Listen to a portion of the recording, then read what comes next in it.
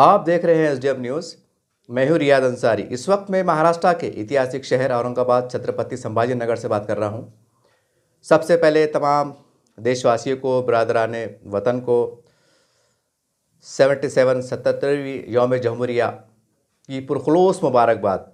SDM news channel की तरफ से, हमारे परिवार की तरफ से आप सभी को और हम सबको बहुत बहुत मुबारकबाद, बधाई हो। देखिए, आज का जो हमारा विषय है, आज एशिया अखबार के अंदर उसके लास्ट पेज पे एक न्यूज़ आई है। उसमें ये कहा गया है, एक आवाम की एक राय है, मशवरा है या अवामी मुतालबा है कि जावेद कुरैशी साहब और नासिर सिद्दीकी साहब के जो आपसी सियासी इख्तलाफात हैं, जो कहीं ना कहीं ज़्यादा रंजिश इख्तियार करते जा रहे हैं वक्त के साथ, तो उसके अंदर जो है तो अहलियान महल्ला, अहलियान शहर में तशवीश का इजहार किया जा रहा है। और उसमें ये कहा गया कि हमारे जो मिली तंजीमें हैं या काबिल एहतराम उलमा इकराम हैं, ये मुश्तरका तौर पर एक साथ आएँ और इनको मिलाने के लिए काम करें, ये रंजिश ख़त्म करने के लिए काम करें। तो जब मैं ये न्यूज़ पढ़ रहा था तो मुझे खुशी भी हुई और थोड़ी हैरत भी हुई। खुशी इसलिए हुई कि वाकई बहुत खुशाइंदा बात है कि ये होना चाहिए, लेकिन थोड़ा चौंका मैं इसलिए, क्या औरंगाबाद शहर में नासिर सिद्दीकी साहब और जावेद कुरैशी साहब के ही आपसी मतभेद है? क्या इनकी आपसे ही रंजिशें है? क्या और दिगर जो हमारे दिगर सियासी लीडरान हैं औरंगाबाद के जाने माने, क्या उनकी आपसी इख्तलाफात नहीं हैं? क्या इम्तियाज़ जलील साहब और अफसर खान साहब की रंजिशें नहीं हैं? कि अगर और दिगर जिम्मेदारों के नहीं हैं? कि छोटी सी बात है। तो इसके ऊपर मैं सोचा कि चलो, मुझे भी काफ़ी लोगों ने कहा था कि भाई आप बोलिए, आप ज़रा मिलिए उलमा इकराम से जाके। मैंने कई लोगों को कहा कि देखो भाई, मैं इतना बड़ा आदमी नहीं हूँ, अब इसके बारे में कोई बड़ा आदमी अगर पहल करे तो ज़्यादा मौसर असर होगा। लेकिन लोगों ने कहा कि भाई आप थोड़ा अपील अच्छा करते हैं, थोड़ी आप बात अच्छी कर लेते हैं, तो आप टूटे फूटे अंदाज से क्यों ना, लेकिन बोलिए। तो मुझे भी लगा कि नहीं यार, ये एक अच्छा काम है, इसमें अल्लाह को राज़ी करने वाला काम है, इसलिए मैं भी बहुत ज़रूरत के साथ कह रहा हूँ। और सबसे पहले मैं चंद अल्फाज, हो सकता है कि मेरी बात मेरे बड़ों को शायद बुरी लगे या चुभे, तो वो अल्फाज की अदायगी से पहले मैं आप सबसे दिल की गहराई से माफ़ी चाह लेता हूँ कि मेरा मकसद आपके दिल आज़ारी करना या आपकी तनक़ीद करना हरगिज़ नहीं है। आप सब जितने मुसलमान के छोटे बड़े लीडर हैं, मैं आप सबका एहतराम करता हूँ, आपसे मोहब्बत करता हूँ, आपकी इज़्ज़त करता हूँ, आपके हक़ में दुआ गो हूँ कि अल्लाह आपकी जान की, माल की हिफाजत करे, आपको नज़र बसर चाहे, आप सबकी बिला लिहाज सबकी, चाहे आप किसी भी पार्टी से वाबस्ता हो। मुझे कोई किसी से बदगुमानी नहीं है, लेकिन मुझे एक शिकायत है। हम देखते हैं जब लाइन ऑर्डर ख़राब होता है शहर का, तो इज़्ज़त मां पुलिस कमिश्नर साहब एक मीटिंग कॉल करते हैं कि कल सुबह आपको सीपी ऑफिस आना है, पुलिस कमिश्नर साहब से आना है और बड़ा सेंसिटिव मैटर है, आपको आना है, सबको आना है। तो हमने देखा है कि उस मीटिंग के अंदर तमाम सियासी पार्टियों से वाबस्ता, यहाँ तक कि मिली तंजीमों के ज़िम्मेदारान, मुस्लिम कौंसल के मुस्लिम नुमाइंदा कौंसल के ज़िम्मेदारान, हमारे काबिल एहतराम उलमा इकराम, छोटे बड़े जो भी समाजी संगठन के ज़िम्मेदारान, एजुकेशन सोसाइटी के चेयरमैन, कुछ हजरात जो सियासी समाजी में एक असर रखते हैं, वो भी मौजूद रहते हैं, एक छत के नीचे बैठते हैं। औरंगाबाद शहर ने नज़ारा कई बार देखा है कि सीपी ऑफिस के कमिश्नर साहब की अध्यक्षता में मीटिंग हो रही है, वहाँ पर जनाब अफसर खान साहब भी मौजूद, इम्तियाज़ जलील साहब भी मौजूद, नासिर सिद्दीकी साहब भी मौजूद, जावेद कुरैशी साहब भी मौजूद, रशीद महमूद साहब भी मौजूद, कांग्रेस से वाबस्ता जुड़े हुए मुसलमान के नेता मौजूद, राष्ट्रवादी पार्टी के ज़िम्मेदार मौजूद, समाजवादी पार्टी के मौजूद, MIM के मौजूद, शिवसेना के मौजूद, भाजपा से मौजूद। ये एक छत के नीचे, और शहर में अमन अमान के लिए एक गाइडलाइंस जारी होती है, उसके ऊपर चर्चाएं होती है, तबादला ख्याल किया जाता है कि भाई कल गणपति है या त्यौहार है या इलेक्शन है या कोई हादसा हो गया, तो उसके बारे में भाई आप बोलिए क्या करना है, क्या नहीं करना है, या कुर्बानी का त्यौहार है, क्या इंतज़ामात होना चाहिए, कैसे होना चाहिए, क्या नहीं होना चाहिए। कमिश्नर साहब जो है तो मुसलमानों की जिम्मेदारी से पूछते हैं, वो माइक लेके खड़े रह के जो है तो हमारे सियासी लीडरान भी जो है तो कमिश्नर साहब से मुतालबा करते हैं, अपनी एक राय रखते हैं कि साहब ऐसा होना चाहिए, वैसा होना चाहिए, जो भी है। यानी कि एक वक्त का कमिश्नर, ठीक है, वक्त कमिश्नर साहब है, लाइन ऑर्डर कंट्रोल कर रहे हैं, हमारे शहर के कमिश्नर साहब हैं, कोई शक नहीं है, बड़े हैं, जिम्मेदार है, एक जिम्मेदार ऑफिसर है। तो हम उनकी बात के ऊपर उनके एक सीपी ऑफिस से फ़ोन जाता है।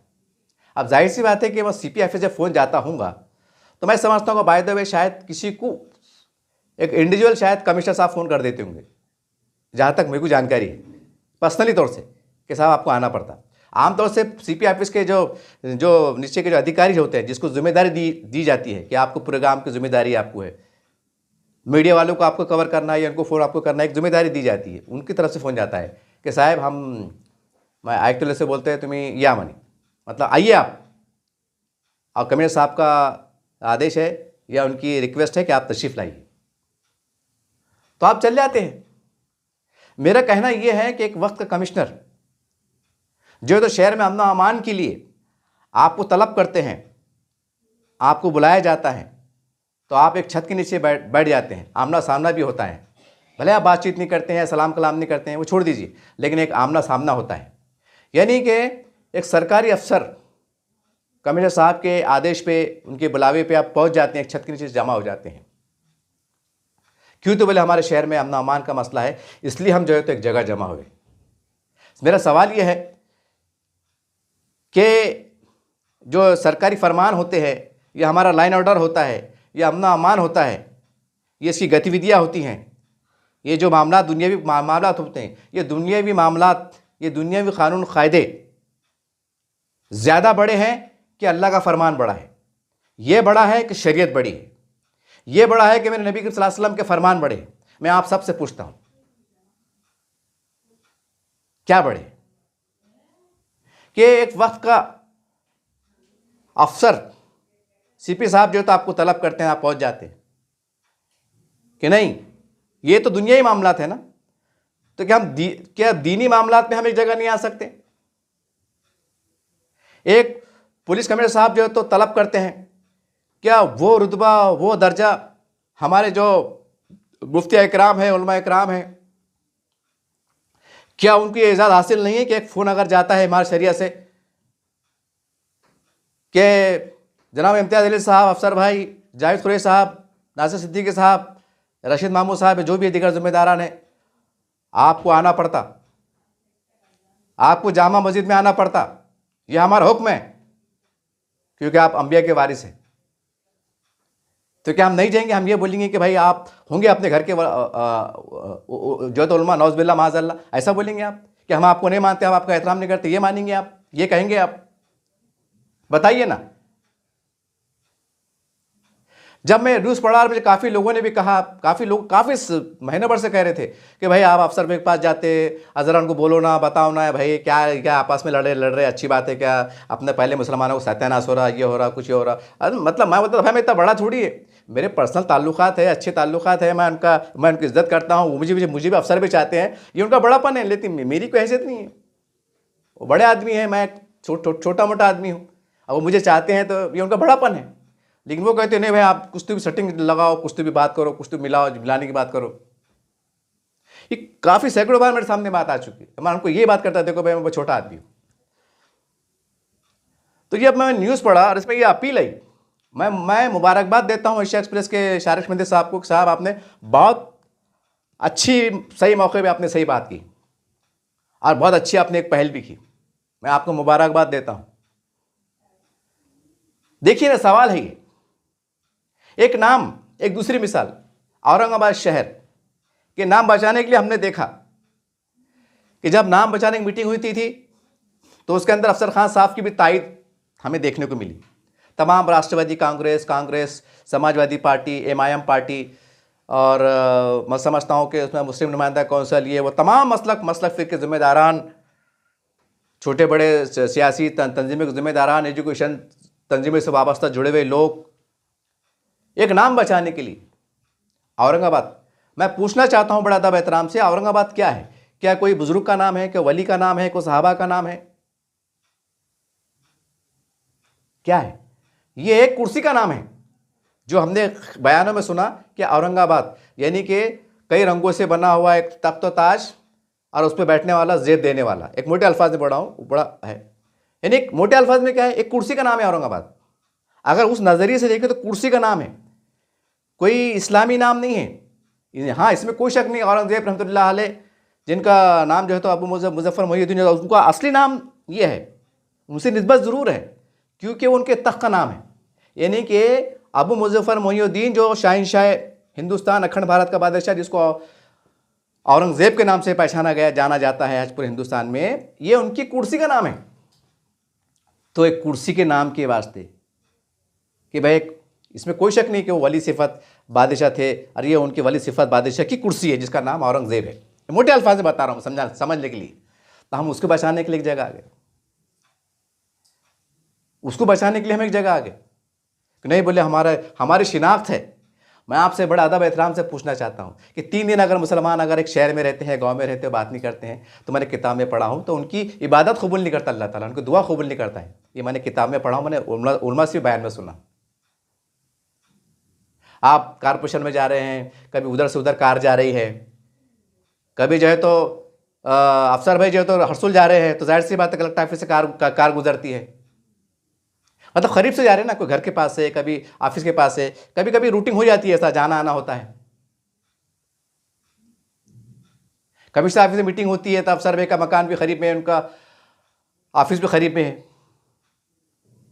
और हम बात नहीं कर रहे हैं, सलाम भी नहीं कर रहे हैं। बताइए ना, यानी एक नाम बचाने के वास्ते आप एक जगह आके नहीं, हमारी शिनाख्त है। क्या हम अल्लाह के राज़ी करने के वास्ते कि नहीं, ये हमारे रब का फरमान है, ये मेरे नबी का फरमान है, हम हमारे नबी के फरमान को जो है तो गिरता हुआ नहीं देखेंगे, उसका विखार मजरू होता हुआ नहीं देखेंगे, टूटता हुआ नहीं देखेंगे, पामाल होता हुआ नहीं देखेंगे। ये स्पीड से, ये नज़रिए से कि तमाम मुसलमान के नेता एक जगह नहीं आ सकते। एक नाम बचाने के लिए आप आए, आप या औरंगाबाद शहर ने नज़ारा देखा है, आप आए हैं, ठीक है, आपने बात नहीं की, हाय हेलो नहीं किए, जो भी है, लेकिन सवाल ये एक नाम के वास्ते आ गए। तो क्या आप दीन इस्लाम के वास्ते, जिसमें एक सबसे बड़ा मामला है कि आपसी मतलब इख्तलाफात को दूर निकालो, दिलों की रंजिशों को निकालो। अरे ये भी तो हदीस में है कि एक मोमिन जो है तो सीसी पिलाई दीवार की तरह होता है, दीवार एक ऐसा उंगलियां ऐसा होता है। तो फिर हम कैसे मुसलमान हैं? एक नाम के वास्ते आप जमा हो गए। दूसरी बात, तीसरी बात, मुस्लिम आरक्षण।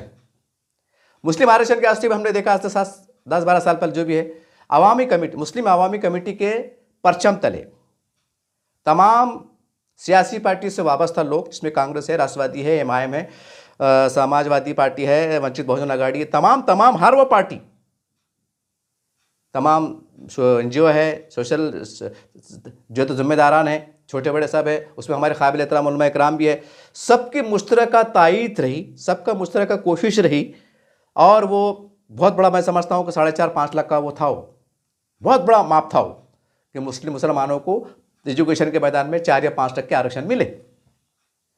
यानी आरक्षण के लिए आप एक जगह आ गए। बात वही हो रही ना, हम दुनियादारी के लिए एक जगह आ रहे, हम दीन के लिए एक जगह नहीं आ रहे कि ठीक है दुनिया फानी फिल्ला, हम तो मर ही जाएंगे, आज नहीं तो कल मर जाएंगे, हो सकता है कि ये वीडियो मेरा आखिरी हो, कल मेरा इंतकाल हो जाए। बोल नहीं सकते, नहीं हो सकता कि अल्लाह चीज पर खातिर नहीं है। हम दीन के लिए एक नहीं आ रहे कि नहीं यार हम राजनीति जरूर करेंगे, लेकिन हम सबसे पहले, और ठीक है ये तेरा मेरा रिश्ता क्या है, चलो खैर इलेक्शन में मामला चला जिस तरह से चला वो अलग शेख लोग है, लेकिन सच मानो में एक मुसलमान के लिए तो बड़ा अफजल मामला है, ये बड़ा अनमोल कलमा है, ये बड़ा अफजल जुमला है कि तेरा मेरा रिश्ता क्या, ला इलाहा इल्लल्लाह। ये छोड़ दीजिए इलेक्शन में क्या चला क्या नहीं चला, लेकिन सच में अगर हम एक दूसरे से मुखातिब हों और ये पूछेगा तेरा मेरा रिश्ता क्या, तो ला इलाहा इल्लल्लाह।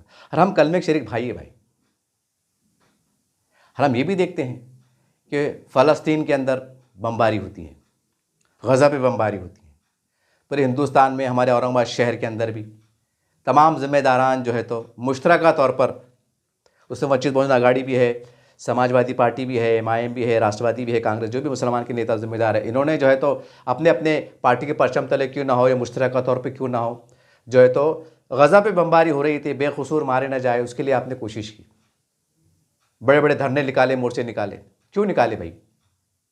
क्या रिश्ता था हमारा गज़ा से? क्यों हमने टाइम दिया? क्यों हमने जान माल लगाया? धरने निकाले, मोर्चे निकाले, बैनर बनाए, झंडे बनाए, कई कई जगहों पे केसेस हुए, कई जगहों पे मतलब हालात बिगड़ते बिगड़ते बचे। क्यों दिया आपने वक्त? मैं हर मुसलमान से पूछता हूं जिन्होंने तमाम सरगर्मियों में हिस्सा लिया है, उसमें सब पार्टी के लोग जिम्मेदार शामिल थे, ऐसा नहीं कि नहीं थे, बल्कि सब थे उसमें। तो आपने आवाज़ एहतजाज क्यों बुलंद किया? अपने अपने पार्टियों के बैनर तले, परचम तले आपने भारत सरकार से नुमाइंदगी क्यों की कि गज़ा पे बमबारी नहीं होनी चाहिए? क्यों? क्या रिश्ता था आपका उनसे? बताइए ना। ये रिश्ता था ना कि हमारे कलमे के शरीक भाई हैं और हक पर हैं, मजलूम हैं, इसलिए आपने आवाज़ उठाए थे ना। हालांकि किने जाके देखा, पता नहीं ज़िंदगी में कौन गज़ा जाएगा नहीं जाएगा, अल्लाह को मालूम, लेकिन आपका दर्द ये सता रहा था कि गोया हम पे बमबारी हो रही है, हमारे घर के अहले खाना मर रहे हो, शहीद हो रहे हो। एक ऐसा तासुर, वो गमज़दा तासुर वो मजमे से दिखाई देता था। क्यों? एक ही मकसद है ना कि हमारा इस्लाम हमको सिखाता है, हमारा ईमान हमको सिखाता है, ये हमारी तालीमात है, ये है ना, वो तालीमात का हिस्सा है ना कि तेरा मेरा रिश्ता क्या, ला इलाहा इल्लल्लाह। अरे एक मुसलमान का भाई होता है, चाहे दुनिया के किसी इसमें रहता हूँ। तो वहाँ बमबारी होती है, वहाँ तकलीफ होती है, तो आप रोड पे आते हैं, चिल्लाते हैं, लाखों का मजमा भराते हैं, जो भी भराते हैं, अच्छी बात है, आपके जज्बे को सलाम है। लेकिन यहाँ हम एक शहर के नीचे रहते हैं, एक छत की, कभी कभी छत के नीचे आ जाते हैं, कभी आमना सामना भी हो जाता है मुख्तलिफ मीटिंगों के बहाने से, कार्यक्रम के बहाने से। और वहाँ हम उस वक्त वो अल्लाह के अहकाम को नज़रअंदाज कर देते हैं कि नहीं, वहाँ पर अहले गज़ा पे जुल्म के पहाड़ टूटे जा रहे हैं, वहाँ पर जो है सो जाने तल्फ हो रही हैं, यहाँ भी तो दिल टूट रहे हैं। यहाँ भी तो क्या दिल का टूटना एक मौत नहीं है कि एक मुसलमान होके आपस में जुदा रहना, बातचीत नहीं करना, सलाम नहीं करना, क्या ये भी एक तरह की मौत नहीं है? इसका मातम कौन मानेगा? इसका गम कौन मानेगा? इसका एहतजाज कौन करेगा? कैसे करेगा? शक्ल क्या होंगी? कौन करेगा? कौन पहल करेगा? किस तरह से करेगा? है ना हैरान कौन बात कि दुनियाई मामलात के वास्ते हम एक जगह आ जा रहे, नाम बचाने के वास्ते, आरक्षण के वास्ते। चौथी मिसाल कि गुस्ताख रसूल का मामला आया था और रामगिरी महाराज की तरह से मामला पुराना हो गया, जो भी है, वो गुस्ताखाना अमल आया तो बस्तगफार लानत हो, लेकिन उसके लिए भी हमने देखा कि बंबई तक रैली का एहतमाम किया गया। क्यों? तो बोले हमारे नबी की शान में गुस्ताखी हुई, हज़ारों लाखों लोग जमा हुए। हर पार्टी, चाहे कांग्रेस हो, राष्ट्रवादी हो, शिवसेना हो, जो भी मुसलमान से वाबस्ता जुड़े हुए लोग हैं, सामाजिक संगठन के लोग हैं, हर लोग ने इस पर अपने तौर से गम और गुस्से का एहतजाज किया कि हमारी नबी की शान में गुस्ताखी है, ये है, वो है, और उस पर कार्रवाई करो, ये करो, वो करो। आपने वक्त दिया, माल दिया, जान दिया। अब रैली गई थी, कितना खर्च हुआ? मैं समझता हूँ डीजल पेट्रोल का मिला लो तो लाखों रुपए खर्च हो गया, चाय पानी मिला तो लाखों रुपए खर्च होगा। मुझे उस पर वो नहीं करना है। मैं आपको ये बताना चाह रहा हूँ कि आपका जुनून, आपका गुस्सा, आपकी वाहलियान मोहब्बत अपने नबी के तय कितनी थी कि आपने जान, माल, पेट्रोल, पानी, डीजल, झंडे, बैनर, हर चीज़ के लिए आपने कुर्बान दी थी। सलाम है आप पे, मुझे आपकी बदगुमानी नहीं है। मैं ये नहीं कह रहा हूँ आपने क्यों करे। सवाल ये है कि कल अल्लाह की बारगाह में पूछ ले, ए बंदे, तू मेरे नबी की शान में गुस्ताखी के लिए मुंबई तक चल के आ गया था, अगर तू मेरी खातिर, तू मेरे नबी की मोहब्बत में, तू मेरी शरीयत की मोहब्बत में अगर तू पहल कर लेता, तू सलाम कर देता कि अफसर भाई अस्सलाम वालेकुम, या अफसर भाई सलाम कर देते कि अस्सलाम वालेकुम, सिर्फ इस्लाम के लिए, सिर्फ शरीयत के लिए, सिर्फ मेरी नबी की मोहब्बत में लिए, बुजुर्गान दीन औलिया की जो मोहब्बत है, उस वालिया ने मोहब्बत में डूब कर कि हम ये इतना बड़ा दिल एक कुर्बानी का पेश नहीं कर सकते, जबकि हम दुनियादारी के लिए हम जान, माल, वक्त सब कुछ लगाते रहे। झगड़े पे आमादा हो जा रहे, कोर्ट कचहरी पे हो जा रही, सरा फुड़िया रहे, पता नहीं क्या क्या हो जा रहे। देखते हम क्या मसले घटनाएं घट जाती। तो बताइए आप क्या जवाब देंगे? देखिए, मैंने पहले आपसे माफी मांग लिया और मैं बड़ी जरूरत के साथ कह रहा हूं, और मैं अल्लाह की मोहब्बत में, रसूल की मोहब्बत में, और यूं समझ लीजिए कि मैं भी गुनहगार इंसान हूं, लेकिन मैं शरीयत के सामने रख के मैं बात कर रहा हूं। जब शरीयत बीच में आ जाती है, जब अल्लाह का कानून आ जाता है, तो वक्त का खलीफा रहो, बादशाह रहो, कोई भी रहो, फिर उसके हिसाब से बात होती है। ये तो आप मानते हैं। मैं कोई मुफ्ती नहीं हूं, मैं उलमा इकराम नहीं हूं, कुछ भी नहीं हूं, लेकिन जो भी कह रहा हूं, कसम रब्बुल इज्जत की, जिसके सदक़े में मेरी जान में जो भी चिंगारी मेरे अंदर इस वक्त भड़क उठी है, दिल के अंदर की ईमानी कैफियत इस गुनहगारी की हालत में, उसकी रोशनी में कह रहा हूं, उसके जज्बे से सरशार होकर कह रहा हूं। मैंने पहले कहा कि मैं आप सबका एहतराम करता हूं, मैं सबसे मोहब्बत करता हूं, दिल से चाहता हूं। ठीक है, इख्तलाफात हो सकते हैं, कुछ मामला में नाराजगी हो सकती है, लेकिन आप हमारे बड़े हैं, आप हमें कलमे के शरीक हैं, हम आपस में भाई भाई हैं। भले पहचान अलग हो सकती है, खान हो सकती है, सैयद हो सकती है, पठान हो सकती है, मैं अंसारी हो सकता हूँ, कुछ भी हो सकती है, लेकिन सबसे पहले अफजलियत हमारी ये है कि ला इलाहा इल्लल्लाह मोहम्मद रसूलुल्लाह, हम भाई भाई हैं, है ना। अल्लाह पूछेगा तो क्या बोलेंगे कि मेरे नबी की जब मामले गुस्ताखी हो रही थी, तुम लाखों के मंच पे भराते थे, क्या तुमने किताबों में नहीं पढ़ा था कि 3 दिन अगर कोई मुसलमान बात नहीं करे तो हम तुम्हारी दुआ कबूल नहीं करेंगे, या तुम्हारी नमाज को हम मुअल्लक़ कर देंगे, बीच में रख देंगे, जब तक कि आप बात ना कर लो, जब तक सुलह ना कर लो, जब तक गले ना मिल लो। हम ईदगाह के अंदर हमने देखा है कई बार कि इंतजार साहब इमाम के जिम्मेदार आते हैं, कांग्रेस के भी आते हैं, राष्ट्रवादी के भी आते हैं, जनाब अफसर खान साहब भी आते हैं, थोड़ा आगे पीछे टाइमिंग हो जाती है और वो सारी बात होती है, लेकिन वालियाना बगलगिर होकर नहीं मिलते हैं, कुछ अलग अलग रास्ते निकल जाते हैं। अब बताइए ना, वो इतना बड़ा इनाम का दिन, इतना बड़ा इनाम का दिन के ऊपर से निदा रही है, सदा रही है कि मांगो, आज तुम्हारी मजदूरी का दिन है, तुमने 30 दिन रोके रखा है, मेरे लिए अपने भूखे प्यासे, मांगो, क्या मांगते हो। अल्लाह खुद अपने ऐलान कर रहा हो कि मांगो, क्या मांग रहे हो। और उस दिन अगर हम एक दुनियावी परस्ती के लिए, या जो भी हमारी अना परस्ती के लिए अगर हम ये इस मामले में बह जाते हैं, तो मैं आपसे बड़ा अदब एहतराम से पूछता हूँ, तो ठीक है, आप मुझे डांट देंगे, गाली दे सकते हैं, या मुझे कुछ भी कह सकते हैं, हो सकता है अगर आपको मेरी नागवार बात गुजरी है, ठीक है, आप बड़े हैं मेरे से, लेकिन मैं आपसे बड़े अदब फिर वही सवाल दोहरा रहा हूँ कि कल अल्लाह की बारगाह में आप सबसे ज़्यादा सवाल अल्लाह तलब करे कि बताओ तुमने मेरी मोहब्बत की खातिर क्यों हाथ नहीं मिलाया, क्यों सलाम नहीं किया, क्यों गले नहीं मिले, तो आप उस वक्त क्या जवाब देंगे। मैं आप सबसे बड़े अदब एहतराम से पूछ रहा हूँ। ये खबर जब मैं पढ़ रहा था तो मेरे दिमाग में बात आई कि खाली नासिर सिद्दीकी साहब और जाहिद कुरैशी साहब की रंजिशें हैं, करके मैंने वीडियो बनाने पर मजबूर हुआ। तो इसके अंदर अब हम क्या कर सकते हैं, थोड़ा आ जाता हूँ मुद्दे की तरफ कि हम क्या कर सकते हैं। मेरी मुस्लिम नुमाइंदा कौंसिल, हमारे काबिल एहतराम उलमा इकराम इमारत शरिया, जिनके जहाँ से जो सदा अगर बुलंद होती हैं हमारे इस्लामी मामलात में, शरई मामलात में, तो अल्हम्दुलिल्लाह ये हमारे मराठवाड़े को, शहरियान औरंगाबाद को ये एज़ाज़ हासिल है कि हमारे इमारत शरिया से जो आवाज़ सदा बुलंद होती हैं, उस पर बिला तफरीक तमाम मसलक फ़िक्र के लोग, तमाम सियासी जमातें के लोग ज़िम्मेदारान उस पर लब्बाइक कहते हैं। हमारे उलमा ने कह दिया, हमारे मुफ्ती साहब ने कह दिया, बात ख़त्म हो गई। हमारे बड़ों ने कह दिया, बात ख़त्म हो गई। ये हमने बारहा औरंगाबाद में देखा है। मेरे मुफ्ती मोइज़ साहब से, इमारत शरिया के जो भी ज़िम्मेदारान उलमा इकराम में, मुस्लिम नुमाइंदा कौंसिल है, जमीयत इस्लामी हिंद है, जमीयत उलमा हिंद है, अरशद मदनी साहब है, महमूद मदनी साहब है, अहले हदीस है, सुन्नी जमात है, इसके जो काबिल एहतराम उलमा इकराम है, मेरी आपसे गुजारिश है कि आप मुश्तरका तौर पर पहले एक मीटिंग ले लीजिए, एक लाहेमल एजेंडा तय कर लीजिए।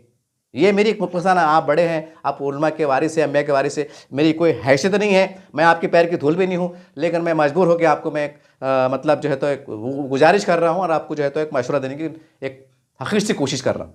पहले आप एक मीटिंग ले लीजिए, शाही मस्जिद में ले लीजिए, जामा मस्जिद में ले लीजिए, कि हमको जो है तो औरंगाबाद में और क्या क्या मसाइल है जिस पे हम जो है तो मुफाहमत से काम लिया जा सकता है, इस पर हम एक बेहतर हम नेक पेशरफ्त कर सकते हैं।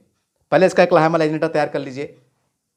वो एजेंडा तैयार होगा, जो भी मसले मसाइल हो गए, उसके अंदर कुछ मखसूस शहर के मुखलिसाना जो लोग, उन पेपर में एक वो दीजिए, एक प्रेस नोट कि भाई हम क्या कर सकते हैं, इसके बारे में अपने गिरा नख्त मशवरे है तो आप मीटिंग में शरीक रहें।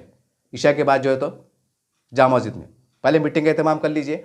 उसके बाद जो है तो मुश्तरका तौर पर एक बाज़ाब्ता दस्तखत के साथ एक ऐसा एक दावतनामा जिसके अंदर सुन्नी जमात, इस्लामी जमात, ये वो, मुस्लिम नुमाइंदा कौंसल, हमारे इमाम शरिया के बाज़ाब्ता मोहर, सही सिक्का, एक लीटर जो है तो जनाब अफसर खान साहब के पास घर तक पहुँचाइए, जनाब इम्तियाज़ अली साहब तक घर तक पहुँचाइए, ऑफिस तक पहुँचाइए, नासिर सिद्दीकी साहब है, जायद कुरैशी साहब है, जो भी है, तमाम लोग, तमाम तमाम तमाम जिसके इख्तलाफात है वो भी है, जिसके नहीं भी है उनकी भी, जिसके नहीं है उनकी इसलिए कि वो मौजूद रहें ताकि उसमें बरकतें आएँ, उसका माहौल खुशगवार हो, वो भी रहें। रशीद मामू साहब है, जो भी है, और दीगर जिम्मेदारान, बड़े बड़े ख्वाजा शरफुद्दीन साहब हैं, राष्ट्रवादी के, कांग्रेस के तमाम जिम्मेदारान, उनको बुलाइए और जामा मस्जिद के अंदर उन दोनों को मदऊ करके जो है तो गले मिलाइए,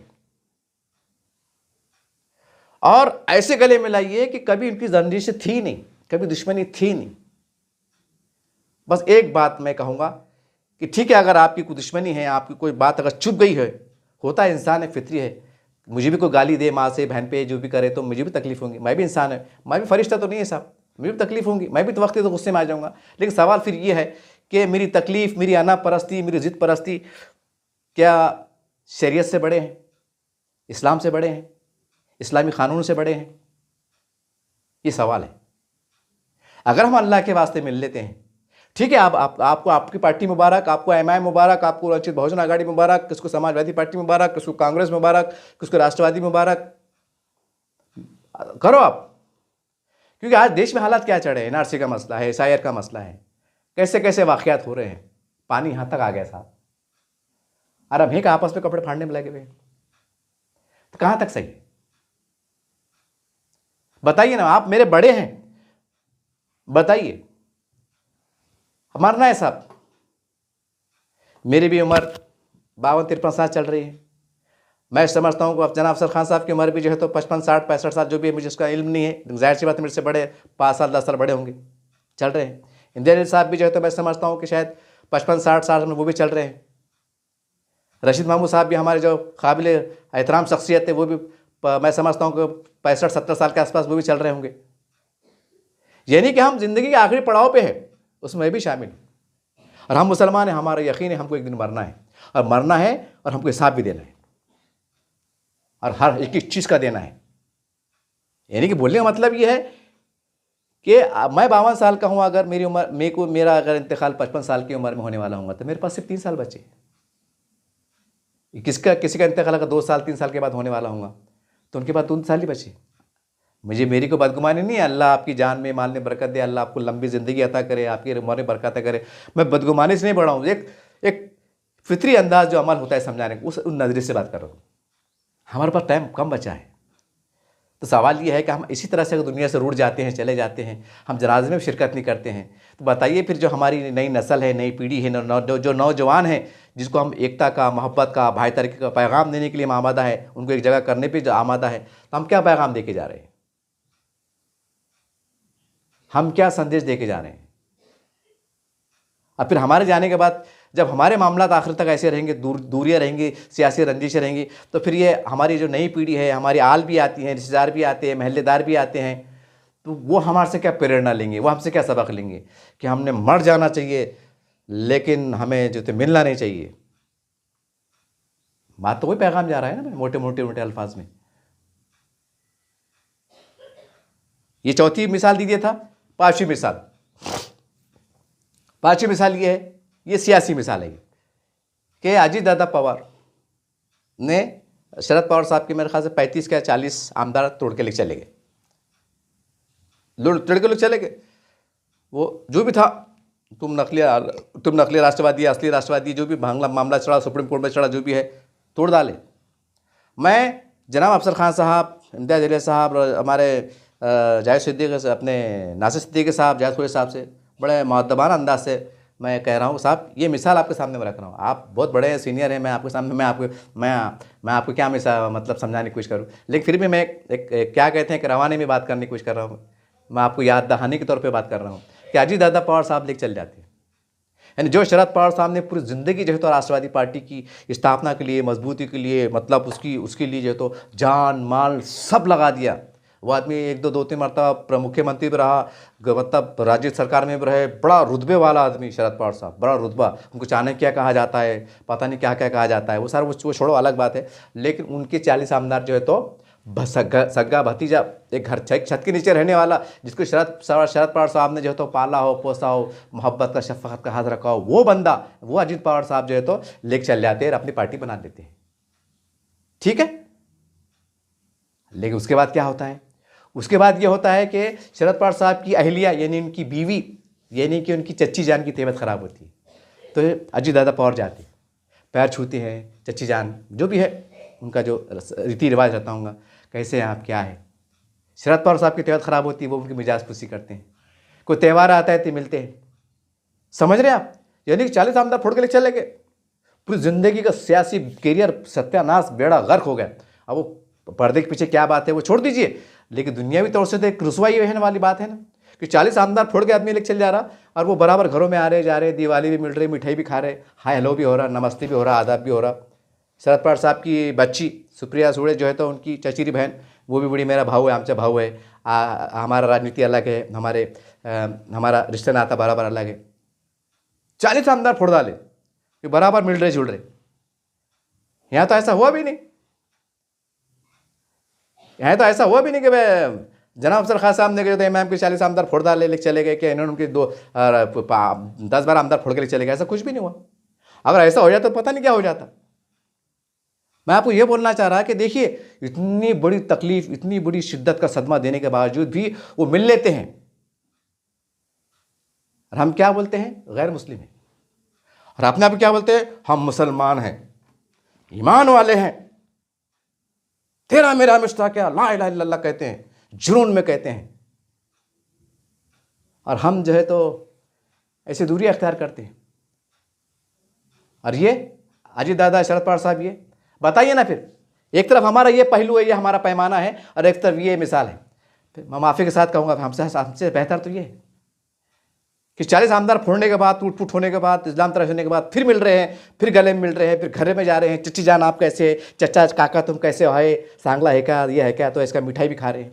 पेपरों में आया है, मैं टीवी भी बताया है, अजीत दादा पवार घर में घुस रहे, वो चाचा ने तो फिर जब ऐसी दुश्मनी, सियासी दुश्मनी की बात होती थी तो जूता ले खड़े रहना था कि तूने मेरी जिंदगी को, मेरे करियर को तबाह कर दिया, और तू मेरे घर पे आ रहा है, जहाँ मैं तेरे से बात नहीं करता, एक दुनिया में एतबार से। लेकिन नहीं, चाचा भी बड़े, हाँ ठीक है चाचा बात कर रहे, सब ठीक चढ़ा गया, बोलो। खैर वो मिसाल, लेकिन ये मिसाल मैंने आपको इसलिए दिया क्योंकि सियासी मिसाल है, आप भी सियासी लोग हैं, और आप सियासी की इस घटना की गहराई को आप समझ सकते करके मैंने मजबूर होकर मिसाल दिया कि ये लोग फिर आपस में मिल रहे हैं, तो हम जुदा क्यों है? मेरे कहने का मतलब क्या है कि हम जुदा क्यों हैं, हमने दूरियां क्यों बनाई हुई है? मैंने एक बार इंटरव्यू के दौरान अफसर भाई साहब से सवाल किया था कि साहब ये आपके मामला क्या चलेगा? वो खुलेआम कहते हैं कि भाई मैं किसको छेड़ता नहीं, छेड़ा तो मैं छोड़ता नहीं, ये रिकॉर्ड पे मौजूद है। उन्होंने ये कहा था कि भाई मेरा क्या है, वो मेरे घर तक पहुंच गए थे, वो जो भी ज़मीन के मामला थे क्या थे वो पहुंच गए थे, बोले वो लेटर है, बोले ये है, बोले ये उनका ऐसा कहना है। अब वो कह रहे हैं मुझे तो नहीं मालूम सच्चाई क्या है। तो मिला क्या? चलो 2 मिनट कैसे उन्होंने बोले कि भाई ऐसा ऐसा हुआ, तो करने वालों को क्या मिला, और जिसके पक्ष में, जिसके खिलाफ जो भी कार्रवाई की गई, तो उनका क्या नुकसान हुआ? कुछ भी नहीं हुआ। वो भी मज़े में है, तुम भी मज़े में, फैसला चल रहा है।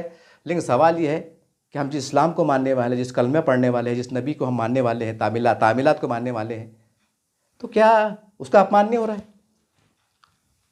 उसका अपमान नहीं हो रहा है? अल्लाह पूछेगा नहीं कि मेरी नबी की शान में गुस्ताखी हो रही थी, तुम सब लोग इकट्ठा जमा हो रहे थे, आवाज़ को बुलंद कर रहे थे कि हम बर्दाश्त नहीं करेंगे। अरे बताओ मुसलमानों, तुम भी आपस में दूरी अख्तियार कर रहे थे, क्या तुमको उस वक्त मेरी शरीयत पामाल होते नजर नहीं आई? क्या शरीयत का अपमान नजर नहीं आया कि मेरे अहकाम, यहाँ तुमको मेरा जो है तो नबी की शान में गुस्ताखी नजर आई? बेशक आना चाहिए थी, लेकिन जब तुम आपस में मतभेद थे, तुम आपस में बात नहीं कर रहे थे, एक छत के नीचे जरूर आ रहे थे, पुलिस कमिश्नर साहब की छत के नीचे बैठ रहे थे, सलाम भी नहीं कर रहे थे, बात भी नहीं कर रहे थे, कि वहाँ उस वक्त आपको मेरी शरीयत याद क्यों नहीं आई? कि उस वक्त आपको ये एहसास क्यों नहीं हुआ कि हम शरीयत की पामाली का मरतब हो रहे हैं? उस वक्त आपको वो ईमानी जज्बा क्यों नहीं जाएगा? तो आप अल्लाह की बारगाह में क्या जवाब देंगे? ठीक है, आज मुझ पे आप नाराज़ हो सकते हैं, डांट सकते हैं, बोल सकते हैं आप मेरे बड़े हैं, मैं आपकी डांट खाने को भी तैयार हूं, आपकी मार खाने को भी तैयार हूं, लेकिन फिर मैं वो जुमला दोहरा रहा हूं, कल अल्लाह की बारगाह में अगर अल्लाह आपसे पूछ लिए कि बताओ तुमने मेरी मोहब्बत में, मेरी रसूल की मोहब्बत में, या मेरे डर से, मेरे खौफ से तुमने मेल मिलाप क्यों नहीं किया, तो आप क्या जवाब देंगे? वहां उससे बड़ी अदालत तो कोई नहीं है, ना हाई कोर्ट है ना सुप्रीम कोर्ट है। यहां तुम कह सकते हैं कि भाई सेशन अदालत की तरफ से नाइंसाफी हुई तो हम हाई कोर्ट चल लेंगे, हाई कोर्ट से नाइंसाफी हुई तो हम सुप्रीम कोर्ट चल लेंगे, सुप्रीम कोर्ट में नाइंसाफी हुई तो हम सदर जमहूरिया के पास चल लेंगे। वहां कहा जाएंगे नौज़बिल्ला, वहां ऐसा बोलेंगे कि हम कोई बड़े अल्लाह के पास जाते हैं, नौज़बिल्ला तौबा इस्तग़फ़ार। वो तो आखिरी अदालत है, तो आखिरी अदालत है। ये मैंने आपको सियासी मिसाल दे दिया कि आज इलेक्शन चुनाव चल रहे हैं, राष्ट्रवादी कांग्रेस शिवसेना ये कैसे गठजोड़ हो जा रहे हैं, और इलेक्शन में एक दूसरे को बुरा बुरा बोल रहे थे, क्या क्या नहीं बोल रहे थे, और आपस में देखो कहीं मेयर बनाने के वास्ते कहीं पूरे महाराष्ट्र का जायजा लो, एकदम वो चल रही है, खुलेआम मिलाप हो रहा है। अच्छी बात है, मुझे इस पर आपत्ति नहीं है, लेकिन जरा हम इससे क्या सबक लें कि वो इतने कट्टर दुश्मन होने के बावजूद भी शिंदे है शिवसेना है आपस में बराबर मिल जा रहे हैं, तो हम क्यों जुदा रहे? उनके इतने अजीम नुकसान होने के बाद, निशान छीनने के बाद, पार्टी के नाम छीनने के बाद जो है तो बराबर आपस में मिल जा रहे, बराबर जो है तो सियासी मुज़ाकरात भी हो रहे, सियासी फायदे के वास्ते बोलो, दुनिया परस्ती के वास्ते बोलो, सियासी मफाद परस्ती के वास्ते बोलो। तो क्या हम सिर्फ अल्लाह के डर से, अल्लाह के खौफ से हम नहीं मिल सकते? ठीक है, आपको दुनिया आपको मुबारक हो, आपके कारोबार आपको मुबारक हो, क्या हम नहीं मिल सकते? हम इससे क्या सबक ले कि जिसको हम गैर मुस्लिम कह रहे हैं वो मेल मिलाप कर रहे हैं, सियासी दुश्मनों को बुला रहे हैं, एक प्लेटफॉर्म पे आ रहे हैं, दोस्ती का हाथ बढ़ा रहे हैं कि हम मिल के काम करते हैं, विकास काम करते हैं, विकास के नाम पे आ रहे हैं, डेवलपमेंट के नाम पे आ रहे हैं। तो क्या हम ऐसा वो नहीं कर सकते कि ठीक है हम अलग पार्टी क्या हुआ, लेकिन हम सबसे पहले हम कलमे के शरीक भाई हैं, हम मुसलमान हैं, हमें एक दूसरे पे खांधे पे जाना है। हम बिल्कुल जब ईद आएंगे हम बराबर इस मकान पे जाएंगे, ऑफिस पे जाएंगे, शुरखुरमा पीएंगे, बीमार पड़ेंगे तो इयादत करेंगे, इंतकाल होगा तो हम खांदा भी देंगे, चाहे कोई भी मरो पहले। ऐसा नहीं हो सकता। ये सियासी मामला चल रहे हैं, ये सारी बात हो रही है। पांचवी छठी मिसाल देने की कोशिश करूंगा कि हमारे पास जो है तो वक्फ बोर्ड की ज़मीन को जायदाद को बचाने के बाद अभियान चला, पूरे देश में अभियान चला, आज भी चल रहा है कि भाई वो ज़मीन को बचाना है।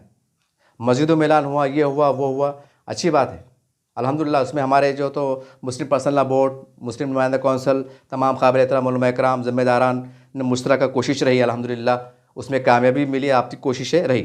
यानी कि आपने ज़मीन को बचाने के लिए, ज़मीन के तहफ़्फ़ुज़ के लिए, जबकि वो ज़मीन से बड़े लेवल पर बड़े इस पर जो है तो गरीब मुसलमान को फ़ायदा नहीं हुआ, सिर्फ धन्ना सेठ मुन्ना सेठों को हुआ। इस सच्चाई बता रहा हूँ आपको मैं, इसकी शवाहिद भी मौजूद है, सबूत के साथ मौजूद है। उसको बचाने के वास्ते आपने जो है तो पूरे मुल्क की सतह पर कियाड़ भी चलाया, मस्जिद में भाषण भी हुए, तकरीर भी हुए, चौराहे पे बात हुई, जगह जलसे हुए, जुलूस हुए, हज़ारों लाखों की तादाद में मोर्चे निकाले गए। आप मुबारकबाद के मुस्तहिक़ हैं। सिर्फ मैं आपको ये बोलना चाह रहा हूँ कि यहाँ भी जो है तो मुस्लिम नुमाइंदा कौंसिल है, यहाँ भी जो है तो मुस्लिम पर्सनल लॉ बोर्ड के दीगर ज़िम्मेदारान मौजूद हैं, यहाँ भी जो है तो जमीयत उलमा है, जमीयत इस्लामी, आप भी ज़िम्मेदारान हैं कि यहाँ भी अगर सियासी रंजिश से अगर हज़ारों लाखों मुसलमानों की जो है तो फितने फिसाद का दर है, दूरियाँ बढ़ रही हैं, तो क्या जैसा आपने एक बेजान ज़मीन बचाने के वास्ते जो है तो आपने कोशिश चलाई, तो क्या आप मिलके जो है तो इनको मिलाने काम नहीं कर सकते? क्यों नहीं कर सकते आप? अगर आपने जुनून में आके, ज़िद में आके और अल्लाह की बारगाह के, अल्लाह की मोहब्बत में डूब कर, उनके हाथ पैर जोड़कर, ठुड्डी को हाथ लगाकर कि हम आपके हाथ जोड़ते हैं, आपकी खिदमत हैं भाई साहब जनाब, तो क्या वो नहीं मानेंगे? हिकमत के साथ नहीं मानेंगे?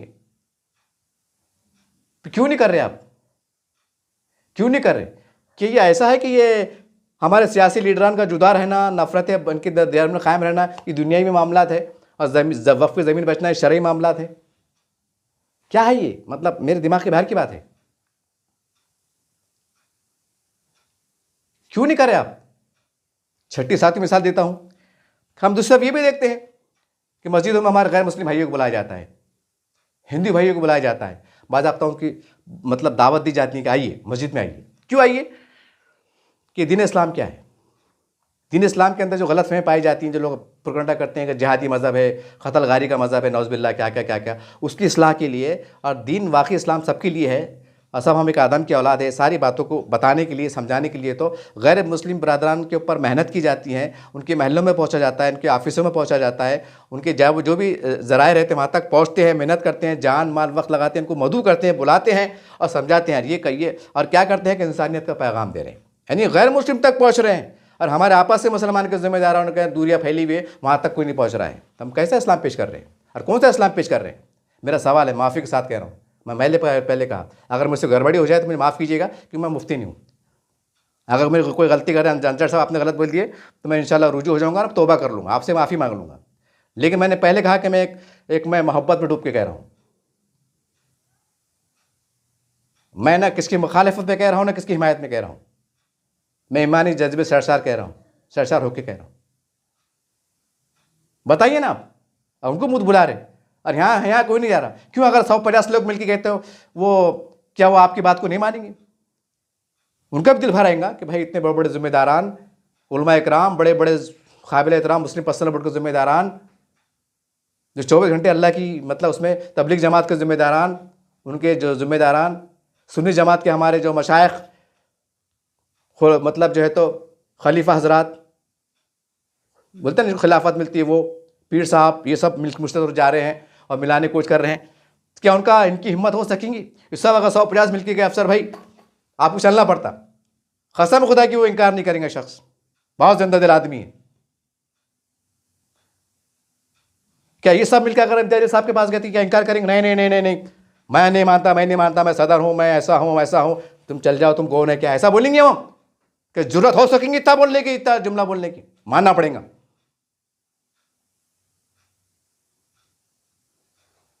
मगर इसके लिए आपको उठ खड़े होना पड़ेगा, इसके वास्ते उठ खड़े होना पड़ेगा। इसके अंदर मुसलमानों की बहुत बांधकाम हो रहा है, अजीम नुकसान हो जा रहा है, टूट फूट हो रही है।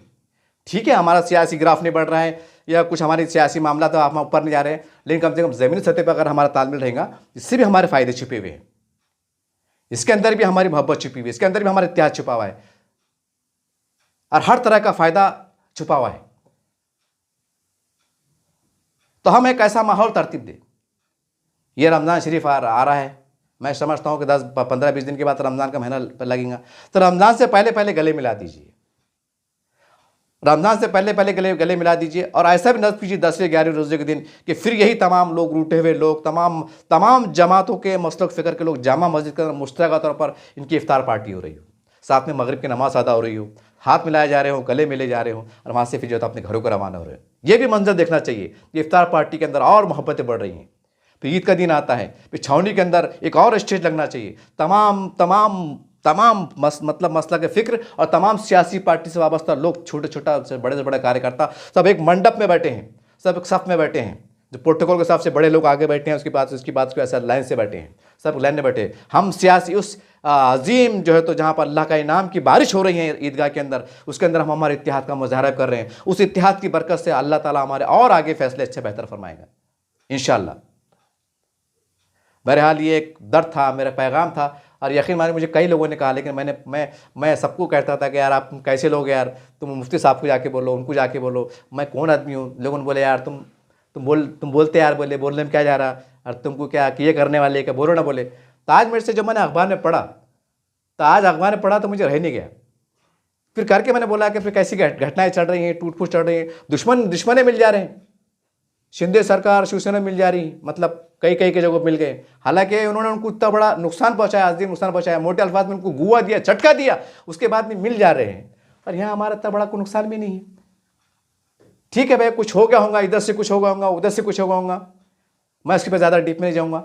लेकिन क्या हम एक अल्लाह के राज़ी करने के लिए, एक कल में एक शरीक होने के, और सिर्फ उसको राज़ी करने के लिए अगर हम मिल जाते हैं, झुक जाते हैं, गले मिल जाते हैं, बगल गिर हो जाते हैं, तो क्या हमारा नुकसान होगा? नुकसान होगा। जबकि दुनिया के मामलात के लिए हम एक प्लेटफॉर्म पे आ रहे हैं। वो महाविकास आघाड़ी 7वीं मिसाल, शिवसेना का माजी क्या रहा, खतरनाक रहा। जब उनका नाम और निशान मिटा, ये मिटा, वो मिटा, तो बोले अब क्या करते, मरता क्या नहीं करता, आ गए महाविकास आघाड़ी में। कांग्रेस में भी आ गए, राष्ट्रवादी, उन्होंने बोले आ जाओ, वेलकम होते भैया, आ जाओ, आ गए। हम बोले हम सुधर गए, हम बहुत वो नहीं कहो मतलब वो जैसा को अपन कैसा इस्लाम में है अपना हज को गए तो भाई तमाम गुनाह माफ़ हो जाते, सिर्फ दिन मामला छोड़ के, मतलब है ना भाई मामला ऐसा। बोले महाविकास आघाड़ी में आ गए तो गोया आप पाक साफ हो गए, मतलब पूरे गुनाह आपके माफ़ हो गए।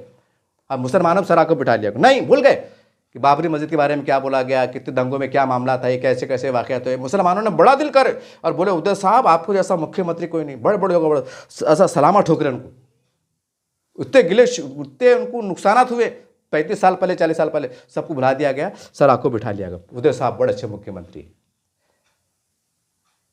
आपने उनको कबूल किया तो क्या हम हमारे आपसे इख्तलाफात भुला कर एक दूसरे को हम कबूल नहीं कर सकते, हम गले नहीं मिट सकते?